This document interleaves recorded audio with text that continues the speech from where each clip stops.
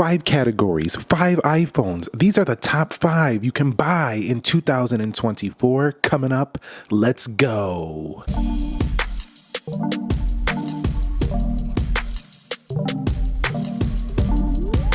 So if you're looking to decide which is the best iPhone for you in 2024, in this episode, I'm going to help you decide that. We're going to do multiple categories here in this video. We're going to start with the best budget, and then we're going to go all the way up to the best overall. So starting with the best budget line, I'm going to have to say, and this is not necessarily a budget for everyone, but I'm saying probably the lowest price you can get right now on some of the best iPhone. That's going to be the iPhone 13 mini, or if you want to go up just a little bit in price, the iPhone 13. Now, I'm going to show the mini today as the representing the 13 line because we've been showing the 13 lately. The 13 mini also feels quite special nowadays just because, it kind of just has a unique feel that you don't really feel in, any other phone today. So, if you want to get a mini, by the way, you might as well go get one now before it no longer exists. But this and the 13 to me are the best lower price options. I don't really like the SE. It's just really out of date. It looks very archaic. And I know a lot of people like the classic design. There is hundreds, maybe millions people that really still like that design. When you look at the whole marketplace, it just looks really behind. So for me, I'm not going to go ahead and put that in the top for 2020. So for me, it can't go in the top 24 list. The next one is going to be the best standard value iPhone. Now, when I say standard value, I mean basically a standard iPhone that just works well. It'll work well for several years to come. That's going to be the iPhone 14 and 14 Plus. Nothing overly exciting, but nothing horrible about this product line. This product right here is one of those that, you could just count on. It just works and it'll keep working well. It has really good software support, really good cameras, really good video quality. It just works, nothing special, nothing over the top. And while this phone would have been special years ago, like when the iPhone 12 came out, it's not really anymore. It does have action mode though. So if you want to do that, you can do that in the video. That's pretty nice.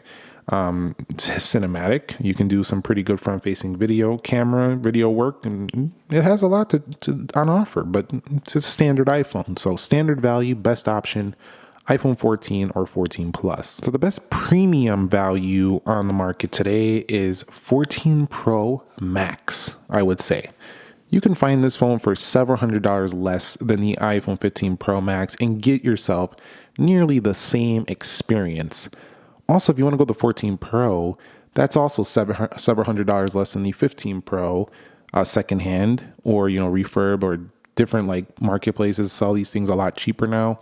$700 or so. You're getting this phone for around $800, around the price of an iPhone 14 Plus, or even like an iPhone 15 base models, 15 Plus base models. So if you want the Pro experience, you can get it for around the same price if you know where to look. So this has to go in my list for the best you can buy in 2024. Of course, it's not going to be sold officially at Apple stores, but if you can find it, which you definitely easily can, this phone is one steal of a deal right now. The 14 Pro Max and the 14 Pro if you really want a smaller option. Now, the best bang for the buck option this year is the 13 Pro line. And when I say bang for the buck, I mean like you can get these phones at like $500-600 and you're still getting a pro level experience. Triple camera on board. It still has AR support, not AR support.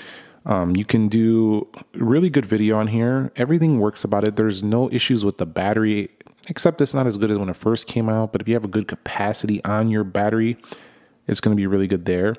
Also, this phone still performs quite well. You've seen in my recent speed test on 17.4.1, this one has done very strong in the performance area.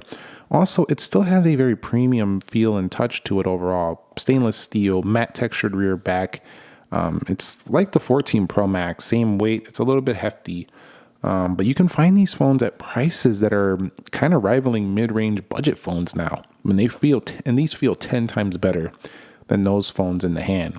So for 2024, if you're looking for an iPhone that just really gives you a lot of bang for your money. If you're just not trying to buy it outright, you're not trying to do a subsidy or make monthly payments on it, you can find these for half off of like a 15 Pro Max. So I feel like this phone has been one of the best of all time. The iPhone 13 Pro and Pro Max.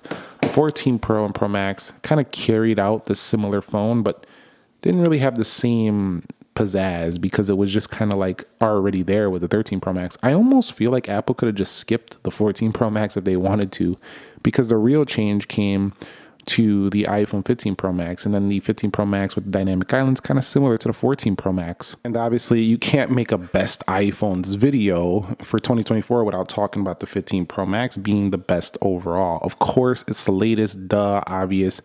But the reason why it's the best overall is mostly for the A17 Pro chip. This chip in here is capable of console level gaming. In addition, it's going to push this phone forward with the AI updates with iOS 18. And of course, this and the upcoming 16 are going to be the best models to have if you want to stay on the cusp, on the bleeding edge of technology, obviously. So that's really why it gets in the list of the best overall. I think, when we talk about the titanium option, that best is going to be more subjective because some people will find stainless steel the best for them or aluminum the best for them, and the materials that might matter more to you. But this also has the brightest screen. It has some of the longest batteries since the 13 Pro Max, and it has the thinnest bezels. So if you like thinner bezels, you'll definitely want to spring up for this phone. But the funny thing is about all of these devices is that they kind of all generally right now have the same experience. So it doesn't really matter which phone you're using out of these. They all kind of give that same iOS experience with the widgets, the app library. Dynamic Island is one of those things that is kind of underutilized in my experience. And to me, it wasn't a massive improvement over the notch in terms of aesthetics. So, it's something that is nice to have, but you don't really need. So it's something that's a nice to have, but it's not something you absolutely have to have, I feel like. And so, yeah, that's how I feel about the best 5 categories, the best iPhone options you can get in 2024. Personally, if it was up to me, I would say the best deal to me is somewhere between the 13 Pro and the 14 Pro series. One of those two is the best overall deal for the money right now. And if you really want to save, some of the 14s and the 13s are still decent options. They're pretty average phones now compared to the competition, but they're still decent options.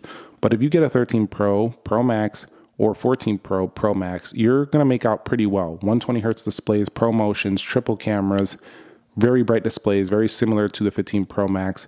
Still have several years of support left, especially on the 14 Pro series. And should be able to get these AI features, maybe not everything the 16 Pro and Pro Max as well as Ultra maybe, and the 15 Pro series is going to get, but still quite a bit. So that's the best iPhones to get as of April 2024. Let me know your thoughts down below in the comments. Do you have any suggestions? Did I miss any that you're like, where is this phone? Why is this one on the list?